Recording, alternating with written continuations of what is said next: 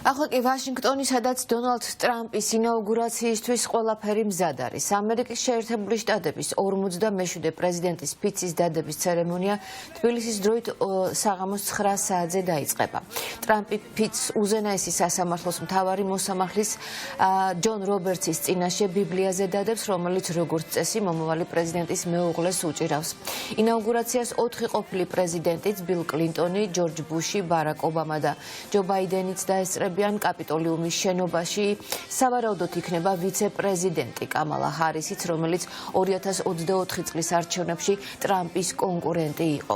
ინაუგურაციაზე იქნება სალომე ზურაბიშვილიც. საქართველოს არალეგიტიმური ხელისუფლება კი ამერიკამ არ მიიწვია, მიუხედავად იმისა, რომ ოლიგარქის გუნდი ტრამპის გამარჯვებაზე დიდ იმედებს ამყარებდა და მასში პოტენციურ მოკავშირეს ხედავდა. დონალდ ტრამპი ფიცის დადების შემდეგ საინაუგურაციო სიტყვასაც წარმოთქვამს, თუმცა საზოგადოებას მან ცერემონიამდე რამდენიმე საათის წინაც მიმართა. რა აქცენტები გააკეთა ტრამპმა თავის გამოსვლაში და რას უნდა ველოდოთ ამერიკის ახალი ადმინისტრაციისგან, თათია წოწონავა ჩაგურთვება ამ თემით პირდაპირ ეთერში გისმენთ. დღეს ამერიკის შეერთებული შტატების 47-მე პრეზიდენტის ინაუგურაცია გაიმართება. ცერემონია თბილისის დროით 9 საათზე, საღამოს 9 საათზე დაიწყება და ბოლო 3 მზადისი მიმდინარეობს. ახლა უკვე ვაშინგტონში თქვენ ხედავთ კადრებს. ფაქტობრივად ყველა ქუჩა ახლა ვაშინგტონში არის გადაკეტილი და ყველა ნამდვილად ემზადება მათი დროით 12 საათისთვის, როდესაც დონალდ ტრამპი კაპიტოლიუმის როტონდაში დადებს ფიცს და ინაუგურაციის სიტყვით მიმართავს დამსწრეებს. საინტერესოა ის, რომ დახურულ შენობაში გაიმართება დღეს ინაუგურაცია, ვინაიდან ამის მიზეზი არის ყინვები, რომელიც ბოლო რამდენიმე დღე არის ვაშინგტონში. ასეთი რამ ბოლოს მოხდა 1985 წელს რონალდ რეიგანის ინაუგურაციის დროს, მას შემდეგ ყოველთვის ღია სივრცეში იმართებოდა ამერიკის პრეზიდენტის ინაუგურაცია, თუმცა ვინაიდან გაუსაძლისი სიცივეა ამერიკის შეერთებულ შტატებში, გადაწყდა საბოლოოდ ის, რომ დახურულ შენობაში გაიმართება კაპიტოლიუმის როტონდაში დონალდ ტრამპის ინაუგურაცია. ღირსებით ვფიცავ, რომ კეთილსინდისიერად შევასრულებ ამერიკის შეერთებული შტატების პრეზიდენტის მოვალეობას და შეძლების და გვარად გავაკეთებ ყველაფერს, რათა გავუფრთხილდე და შევინარჩუნო ამერიკის კონსტიტუცია. სწორედ ამ ტრადიციული სიტყვებით და ფიცით მიმართავს ის ამერიკის მოსახლეობას და ამერიკის დაარსებიდან მოყოლებული ქვეყნის ყოველი პრეზიდენტი სწორედ ამ ფიცს წარმოთქვამს და დღევანდელი დღეც არ იქნება ამ მხრივ გამონაკლისი და ამერიკის 47-მე პრეზიდენტიც სწორედ ამ ფიცის სიტყვებით წარსდგება საზოგადოების წინაშე. რაც შეეხება ინაუგურაციის სიტყვას, საინტერესოა რა აქცენტები ექნება პრეზიდენტ დონალდ ტრამპს. როგორც მოსალოდნელია, ის ისაუბრებს ერთიანობასა და სინათლეზე. ამ შემთხვევაში სინათლეში იგულისხმება მომავლის იმედი, გასული ინაუგურაციისგან განსხვავებით წელს როგორც არის მოსალოდნელი, მას ექნება უფრო პოზიტიური გზავნილები. წინა ინაუგურაციის დროს ბევრი იყო უკმაყოფილო, რომ ის საუბარში და მის საინაუგურაციო სიტყვაში იყო გარკვეული ნეგატიური გზავნილები, თუმცა ახლა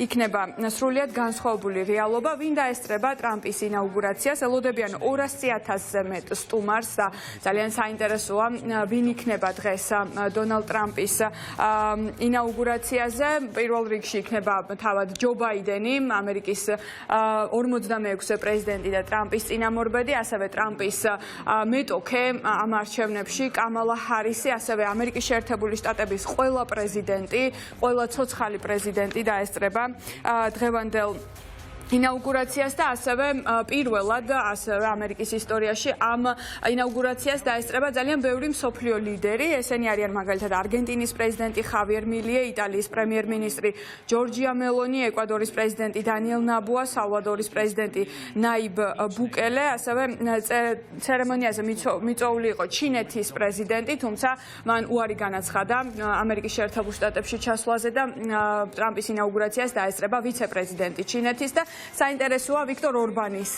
მიპატიჟებაც. როგორც ვიცით, ტრამპის ინაუგურაციაზე ვიქტორ ორბანს ჰქონდა მიპატიჟება, თუმცა მან უარი განაცხადა და მიზეზად დაასახელა ის, რომ უნგრეთში უნდა დაესწროს გარკვეულ ღონისძიებას. ვიცით, რომ ორბანის მარჯვენა ხელი კორუფციის ბრალდებით დაასანქცირა გარდამავალმა ადმინისტრაციამ და შესაძლოა ამასაც უკავშირდებოდეს ვიქტორ ორბანის ამერიკის შეერთებულ შტატებში არ ჩასვლა. რაც შეეხება ტრამპის კაბინეტს, ესეც ძალიან საინტერესოა. ვინ იქნებიან ამერიკის შეერთებული შტატების მომავალ ადმინისტრაციაში. სახელმწიფო მდივანი მარკო რუბიო ის შეცვლის ენტონი ბლინკენს. ის არის ფლორიდის სენატორი და ძალიან გამოცდილი რესპუბლიკელი პოლიტიკოსი და უნდა გითხრათ, რომ სწორედ მარკო რუბიოს რამდენიმე დღის წინ ჯო ულსონი ესაუბრა საქართველოში მიმდინარე პროცესებთან დაკავშირებით და მან ნამდვილად ახლა ის არის ძალიან კარგად ინფორმირებული იმის შესახებ თუ რა ხდება საქართველოში. სახელმწიფო ხაზინის თავმჯდომარე იქნება სკოტ ბესენტი და როგორც ცნობილია ის სახელმწიფო ხაზინის შემდეგი თავმჯდომარე ამერიკული ჰედჯ ფონდის დამფუძნებელია და როგორც დონალდ ტრამპი ამბობს, სკოტ ბესენტი მსოფლიოში აღიარებული საერთაშორისო ინვესტორია და ძალიან დაეხმარება ის ამერიკის შეერთებულ შტატებს. თავდაცვის მდივანი იქნება პიტ ჰექსეტი, ასევე ეროვნული გვარდიის ყოფილი წევრი და ერაყის და ავღანეთის ომების ვეტერანი, ეროვნული უსაფრთხოების მდივანი კრისტი ნოემი და უსაფრთხოების საკითხებში დონალდ ტრამპის მრჩეველი იქნება მაიკ უოლცი, რომელიც ასევე ესაუბრა რამდენიმე დღის წინ ჯო ულსონს, მანაც დეტალურად იცის საქართველოში მიმდინარე პროცესების შესახებ და ასევე სწორედ მაიკ უოლცი იყო ის პოლიტიკოსი, რომელმაც თქვა, რომ ამ გარდამავალ პერიოდში დონალდ ტრამპის და ბაიდენის ადმინისტრაციები ერთად მუშაობდნენ და ყველა გადაწყვეტილებები, რასაც იღებდა გარდამავალი ადმინისტრაცია, უკავშირდება დონალდ ტრამპსაც. გუშინ მიმართა დონალდ ტრამპმა ასევე ვაშინგტონის მოსახლეობა, შეგვიძლია ახლა მოვისმინოთ რა გზავნილები ჰქონდა მას. We won. We're going to make our country. ამერიკის 4 წლიანი უკუსლა მალე დასრულდება და ჩვენ დავიწყებთ ამერიკული კეთილდღეობისა და ღირსების ახალ დღეს. ჩვენ ერთხელ და სამუდამოდ დავასრულებთ არშემდგარი და კორუმპირებული პოლიტიკური ისტაბლიშმენტის ეპოქას. ეს იყო არშემდგარი ადმინისტრაცია და ჩვენ ამის მოთმენას აღარ ვაპირებთ. ჩვენ შევაჩერებთ ჩვენი საზღვრების უკანონო დარღვევას. ჩვენ დავიბრუნებთ ჩვენს სიმდიდრეს. ჩვენ დავაბრუნებთ კანონსა და წესრიგს ჩვენს ქალაქებში.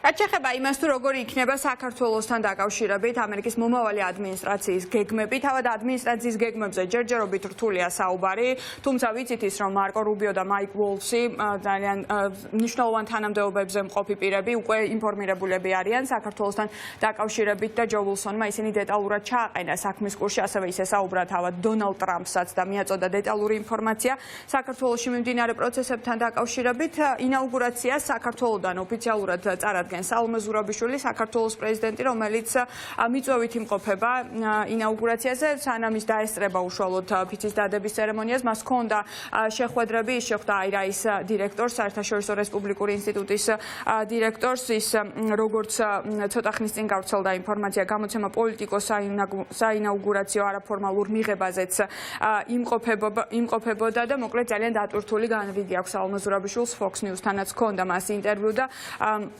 დონალდ ტრამპ უმცროსის მიწვევით გამართულ წინა საინაუგურაციო წვეულებაზეც იმყოფებოდა, სადაც მას ჰქონდა შესაძლებლობა გასაუბრებოდა როგორც მარკო რუბიოს, ასევე თავდაცვის მომავალ მდივანს და სხვა პოლიტიკოსებს, რომლებიც იქნებიან ტრამპის მომავალ ადმინისტრაციაში. მოკლედ დღეს საქართველოს ამ ინაუგურაციაზე ოფიციალურად წარმოადგენს საქართველოს პრეზიდენტი ალმა ზურაბიშვილი. ვიცით, რომ ოპოზიციური პოლიტიკური პარტიებიდანაც იმყოფებიან ინაუგურაციაზე, თუმცა იქ არ იმყოფება ქართული ოცნების არც ერთი წარმომადგენელი და მიზეზი არის ის, რომ ისინი უბრალოდ არ მიუწვევიათ.